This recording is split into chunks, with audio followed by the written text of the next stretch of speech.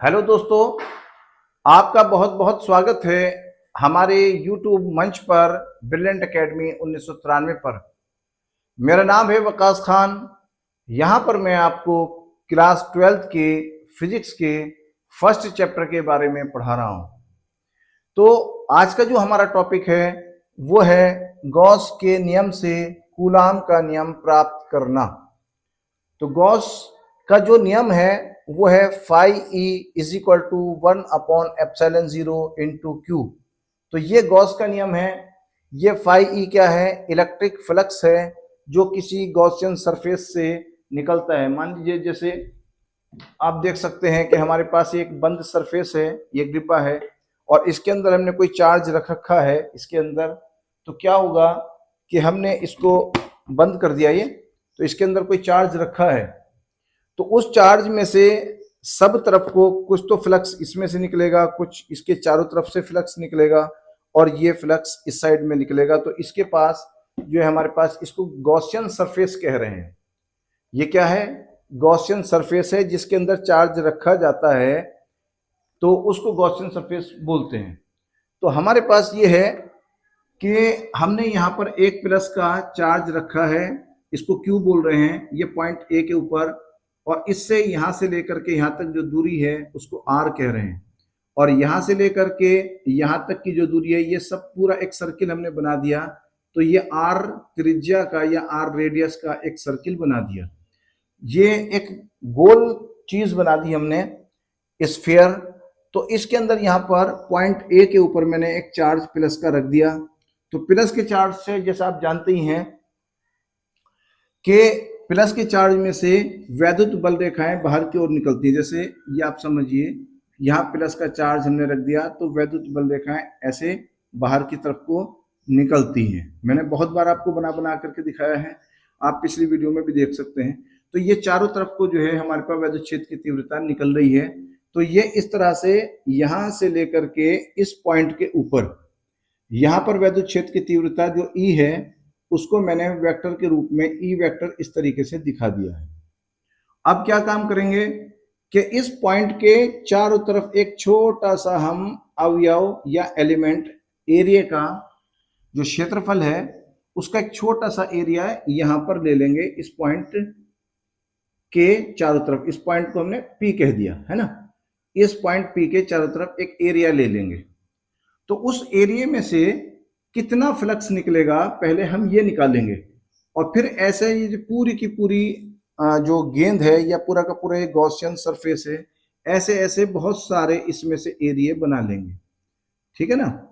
तो पहले हमने सिर्फ ये एक एरिया लिया है, फिर हम उसमें से कितना फ्लक्स निकल रहा है उसको निकालते हैं। इस फ्लक्स को बोलते हैं डी फाई ई, यानी कि छोटे से एरिया में से जो फ्लक्स निकल रहा है उसको हम बोल रहे हैं डी फाई ई।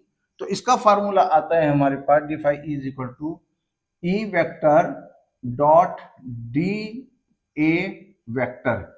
ई क्या है? वैद्युत क्षेत्र की तीव्रता है जो ये सीधी निकल रही है, ऐसे ये इस जगह पर ये सीधी निकलती हुई दिखाई दे रही है, ई वेक्टर आ गया।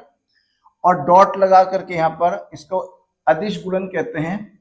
तो हमारे पास ये जो एरिया है, इस एरिया की जो डायरेक्शन है वो है डी ए वेक्टर। एरिया तो है डी ए वेक्टर और उसकी जो डायरेक्शन है वो इस एरिया के इसके वैद्युत क्षेत्र की तीव्रता के एकदम समांतर है। तो जब समांतर है तो ई वेक्टर व डी ए वेक्टर के बीच थीटा बराबर 0 डिग्री है। क्यों है? क्योंकि दोनों की डायरेक्शन जो है वो एक ही है। आप ऐसे समझ सकते हैं, जैसे ये है हमारे पास, ये एक ढक्कन है और ये जो मैंने छोटा सा ये सर्किल सा लिया है, ये वाला जो सर्किल सा लिया है, आप इसको ऐसे मान सकते हैं। तो इस एरिया का जो डायरेक्शन, इस एरिया की जो डायरेक्शन होगी वो एरिया की डायरेक्शन इस साइड में होगी। जैसे इस मार्कर की डायरेक्शन में इस तरीके से एरिया की डायरेक्शन होगी। और वैद्युत क्षेत्र की तीव्रता जो है वो भी बिल्कुल इसके एकदम परपेंडिकुलर है। तो दोनों चीजें हमारे पास ये एक ही डायरेक्शन में हो गई, ये इस तरीके से हो गई। ठीक है, मैंने दिखा दी। तो इस वाले में और इसके बीच में एक तो वैद्युत क्षेत्र की तीव्रता की डायरेक्शन आ गई और एक एरिया की जो है हमारे पास जो एलिमेंट है, ये छोटा सा जो एलिमेंट हमने लिया है, इसकी डायरेक्शन आ जाएगी। इसकी डायरेक्शन किधर होती है? इस एरिया के एकदम परपेंडिकुलर होती है बाहर की ओर। तो दोनों के बीच में 0 डिग्री का कोण बनेगा।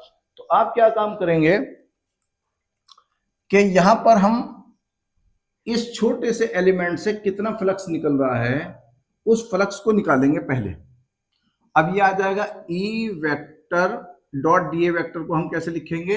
इसका फार्मूला क्या आ जाएगा? E D A cos theta.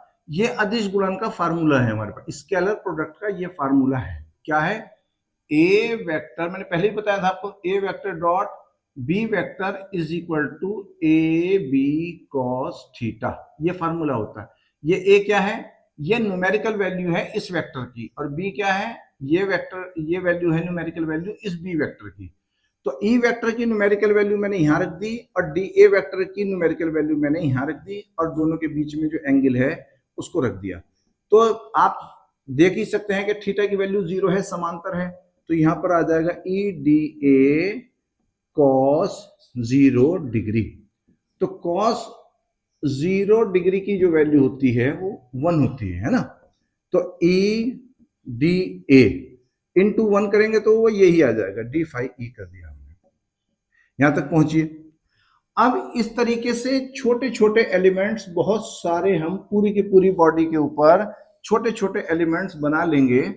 तो क्या होगा? उन सब में से कितना फ्लक्स निकलेगा? उन सब में से जो फ्लक्स निकलेगा वो अगर हम इस एरिया का जो फ्लक्स है उसका इंटीग्रेशन कर दें तो हम ये करेंगे कि पूरे गॉसियन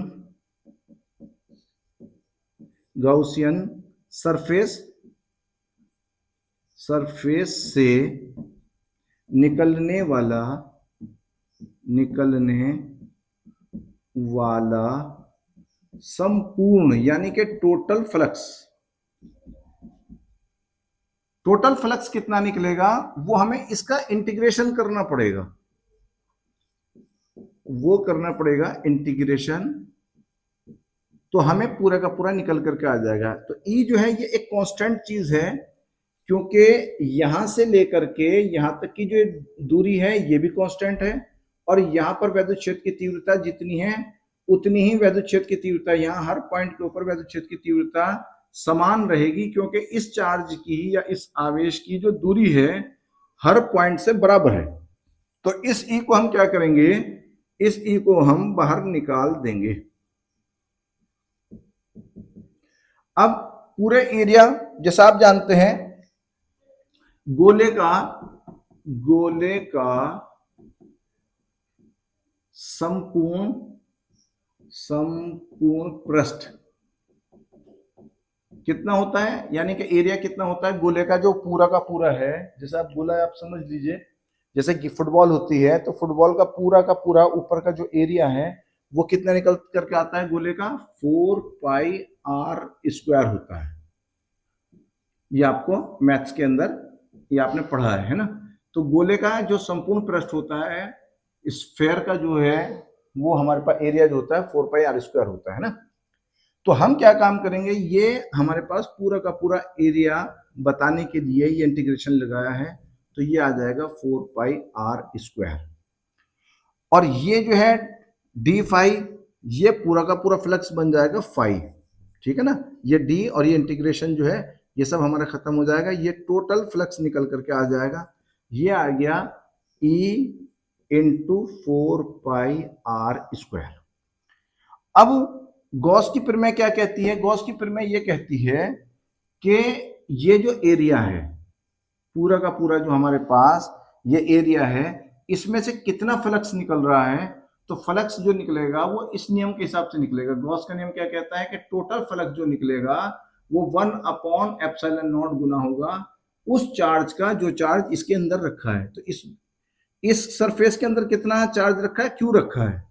तो आप गॉस की प्रमेय से ये लगा सकते हैं 1/ε0 into Q is equal to E into 4 pi are square.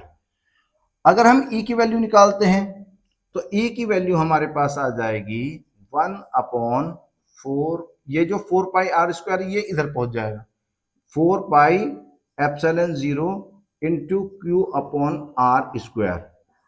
ये जो ई निकल करके आया है, ये निकल करके आया वैद्युत क्षेत्र की तीव्रता इस जगह पर। क्या निकला है? ये जो चार्ज रखा है क्यू नॉट, इसके कारण इस पॉइंट के ऊपर वैद्युत क्षेत्र की तीव्रता निकल करके आ गई ई। अब आप जानते हैं इससे आगे हम बात करते हैं, ये मान लीजिए इक्वेशन 1 मान लीजिए। अब इससे आगे हम ये मानते हैं कि यहां पर हमने एक छोटा सा परीक्षण चार्ज रख दिया, ये हमने एक टेस्टिंग चार्ज इस जगह पर रख दिया। तो जब E is equal to F upon q naught, ये फार्मूला होता है वैद्युत क्षेत्र की तीव्रता इस पॉइंट पर है, इस पॉइंट के ऊपर हमने एक चार्ज रख दिया क्यू नॉट, तो हमारे पास जो फोर्स निकल करके आएगा F is equal to E into Q naught. अब E की वैल्यू हमारे पास ये रही, E is equal to 1 upon 4 pi epsilon 0 q upon r. E की वैल्यू यहां रखेंगे 1 अपॉन 4 पाई एप्सिलॉन 0 और Q upon are square into Q naught. तो ये हमारे पास formula F is equal to 1 upon 4 pi epsilon 0 Q naught upon are square, ये Coulomb का नियम बन गया। ठीक है।